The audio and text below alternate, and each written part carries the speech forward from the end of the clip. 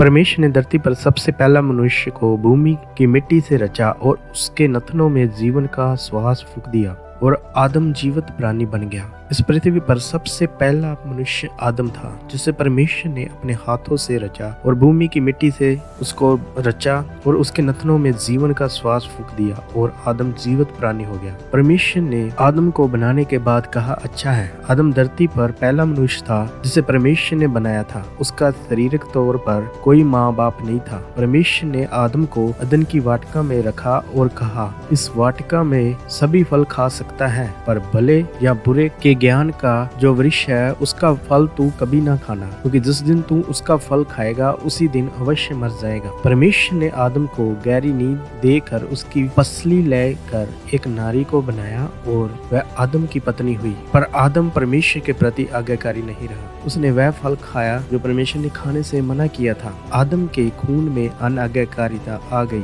और जो आज तक मौजूद है, और अनाज्ञाकारी पाप को जन्म देती है और पाप की मजदूरी तो मृत्यु है। धरती में जितने भी मनुष्य हैं वह आदम की अंश है और सभी के खून में पाप है। एक उदाहरण मैं आपको देता हूँ। क्या आपको पता है एक छोटे बच्चे के अंदर भी वह पाप पाया जाता है। एक 6 मंथ के बच्चे को अगर आप रोकोगे कि वह मोबाइल को या कोई भी वस्तु को ना पकड़े, पर फिर भी वह अनाज्ञाकारी करेगा और वह उसी वस्तु को पकड़ेगा जिससे आप उसे पकड़ने के लिए रोकेंगे, वह आपकी आज्ञा का उल्लंघन करेगा। जो भी आदमी और स्त्री के द्वारा पैदा होता है वह पापी ही पैदा होता है, क्योंकि दाऊद राजा कहता है, पाप में मेरी माँ ने मुझे गर्भ में लिया। सभी मनुष्य परमेश्वर की आज्ञा का उल्लंघन करते हैं, परंतु धरती पर एक ही मनुष्य ऐसा पैदा हुआ है जिसने कभी पाप नहीं किया और उसे दूसरा मनुष्य कहते हैं। जब हम पहला कुरिन्थियों उसका 15 अध्याय और उसकी 47 आयत को पढ़ते हैं तो वहाँ पर लिखा है, प्रथम मनुष्य धरती से अर्थात मिट्टी का था और दूसरा मनुष्य स्वर्गीय है। प्रथम मनुष्य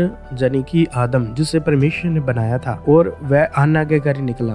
और फिर उसके बाद वचन यहाँ पर कहता है कि दूसरा मनुष्य जो स्वर्गीय है, जो कि यीशु मसीह, जिसे परमेश्वर ने यशायाह भविष्यवक्ता को बताया था कि एक कुंवारी गर्भवती होगी और वह पुत्र जनेगी। जब गब्राइल स्वर्गदूत ने मरियम को दर्शन देकर कहा कि देख तू गर्भवती होगी और एक पुत्र को जन्म देगी, तो उसका नाम यीशु रखना, तो मरियम ने कहा, ये कैसे होगा, मैं तो पुरुष को जानती ही नहीं। और स्वर्गदूत ने उसे उत्तर दिया, पवित्र आत्मा तुझ पर उतरेगा और परम प्रधान की सामर्थ तुझ पर छाया करेगी, इसलिए वह पवित्र जो उत्पन्न होने वाला है परमेश्वर का पुत्र कहलाएगा। यीशु का जन्म किसी मनुष्य की इच्छा से नहीं हुआ, वह परमेश्वर की इच्छा से हुआ। वह किसी आदमी स्त्री के संबंध बनाने से पैदा नहीं हुआ, पर पवित्र आत्मा की सामर्थ से मरियम के गर्भ में आया और वह पेट में ही पवित्र था और उसके स्वभाव में पाप नहीं था। वह आज्ञाकारी था। वह सलीब पर कुर्बानी के समय तक आज्ञाकारी रहा। यीशु ने कोई भी आज्ञा नहीं तोड़ी,